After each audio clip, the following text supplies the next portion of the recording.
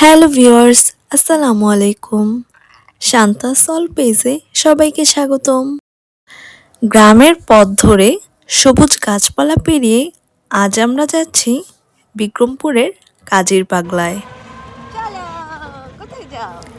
যেখানে জায়ানের ভাইয়ের বৌভাত প্রোগ্রামের আয়োজন করা হয়েছিল।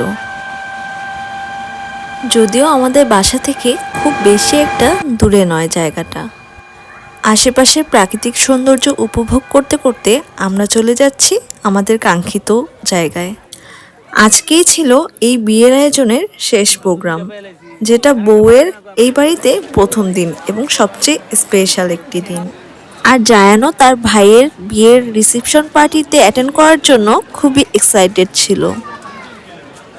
আর বিক্রমপুরের বৌভাত মানেই স্পেশাল কিছু। আর কথা বলতে বলতে আমরাও খাবার টেবিলে বসে পড়েছি। বিয়েবাড়ির খাবার দাবারই যেন মূল আকর্ষণ হয়ে থাকে। খাবারের আয়োজনটাও ছিল চোখে পড়ার মতো।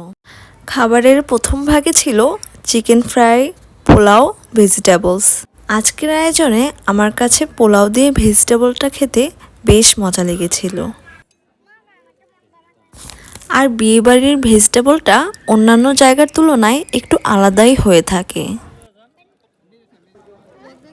আর এবার চিকেন ফ্রাইটা দিয়ে খাবার পালা, যেটা বরাবরের মতোই গরম আর মচমচে ছিল।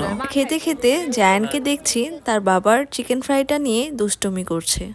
আসলে বাচ্চা কাচ্চা নিয়ে খাবার খেতে বসলে তারা এভাবেই দুষ্টুমি করতেই থাকে।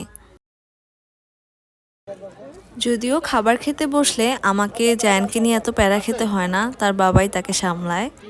জায়ানের বাবা বলল, তুমি খাও, ও দুষ্টুমি করুক, সমস্যা নেই। তাই আমি আমার মতো খাবার শুরু করলাম আবারও।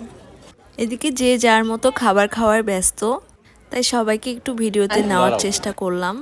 এদিকে সবার খাবার খাওয়া দেখে জায়ানও একটু একটু পোলাও খাওয়ার চেষ্টা করছিল, যেটা একটু ভিডিও করে রাখলাম। মাশাল্লাহ বলবেন সবাই।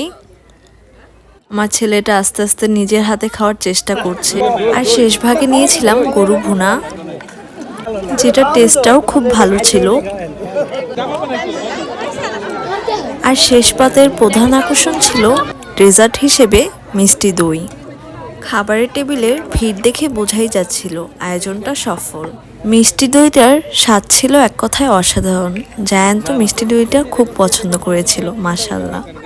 বিক্রমপুর এমনিতেই মিষ্টি আর দইয়ের জন্য বিখ্যাত। আর খাবার খেয়ে বাইরে এসে দেখি জায়ানের বাবা তার পান বানানো নিয়ে ব্যস্ত।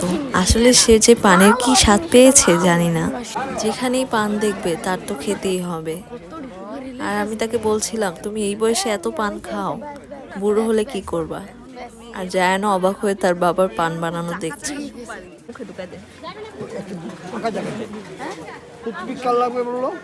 বাবা পান খাইছেন? পান খাওয়ার অনুভূতি কি? কেমন লাগে? কেমন? স্যার আপনি একটু পান খাওয়ার দেখছো তোমার বাবা কেমন পান খায়? স্যার আপনি একটু পান খাওয়ার একটু অনুভূতিটা কি একটু মনে করতে এটা ব্লগে উঠবো, হয়ে যাও উপদেশ সবাইকে পান মশলা বিতরণ করে। আর একটু একবারই খাইছি সিলেটে। একটু ভালো লাগে পান মশলা? পান মশলা খেয়ে মুখটা ভালো লাগছে কর? আর খাওয়া দাওয়া শেষ করে আমরা বউ জামাইকে খুঁজতে খুঁজতে এসে পড়লাম বাড়ির পিছনে। এই জায়গাটা আসলে অনেক সুন্দর। আর আজকের আয়োজনের কেন্দ্রবিন্দুই হচ্ছে নতুন জামাই আর বউ। এসে দেখি তাদের ফটো সেশন চলছে। নতুন বউ আর জামাইকে খুব সুন্দর মানিয়েছে, তাই না? আর এদিকে আমরাও ফটো সেশন করে নিচ্ছিলাম কিছু। জায়ান আর জায়ানের বাবা ফটো সেশন করছে, তাই আমি আমার কিছু ভিডিওস করে নিচ্ছিলাম। এই মুহূর্তগুলোই যেন একটা জীবনের সবচেয়ে দামি স্মৃতি। ভিডিওতে আমাদের কিছু ফ্যামিলি পিকচার অ্যাড করে দিচ্ছি। পিকচারগুলো কেমন হয়েছে কমেন্টে জানাবেন সবাই। এদিকে জায়ানের বাবা আপু দুলাভাইদের কিছু পিকচার তুলে দিচ্ছিল। আর এদিকে জায়ানকে নিয়ে তার দাদা দাদি একটু পিকচার তোলার চেষ্টা করছিল, কিন্তু দেখেন সে তার বাবার কোলে যাওয়ার জন্য কিভাবে কান্না করছে।